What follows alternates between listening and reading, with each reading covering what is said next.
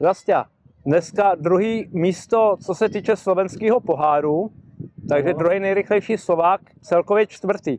Jak jsi viděl ten souboj s Honzou Slabým a jak se pro tebe vůbec celý závod vyvíjel?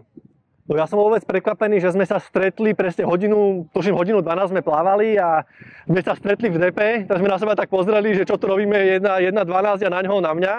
A sme sa tak posmiali, že to ani není možné. Honzo tuším plával na Moravia menový 1:02, ja tuším nejakých 1:06, 1:07 a teraz 1:12.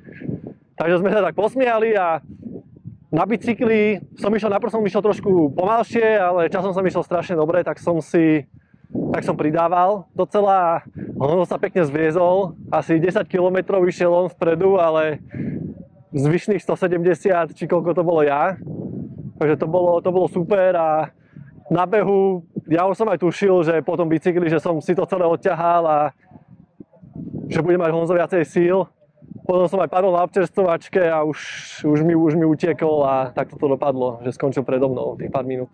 Měl jsem tu v rozhovoru i Honzu, který právě povídal, že na kole to odtahal teda a že vlastně na tebe vůbec neměl, že prostě si jel prej jak ďábel, tak jak je to možný? No, zmenil som minulý týždeň posed, úplne.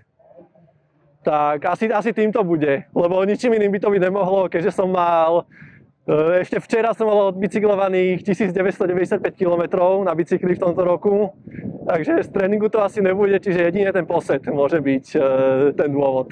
Takže Guru Fiteři mají kouzelný zaklínadlo. No, Guru Fiťák, ja a ChatGPT by som to nazval, takže žiaden bike fitter to nebol. Dobrá, tak gratuluju k tomu, asi se ti teda rýsuje nová kariéra Guru Fitera. Možno áno, no ušetril som zo pár euro, takže som spokojný tiež s týmto. A další tvůj závod? No, idem Pilmana, to je tuším od 3 týždne. O 4 týždne idem do Kolína na polovičného Ironmana a o 5 týždňov idem do Almere na majstrovstvo Európy. Tak ať se ti vede. Ďakujem. A gratuluju k dnešnímu výsledku. Ďakujem.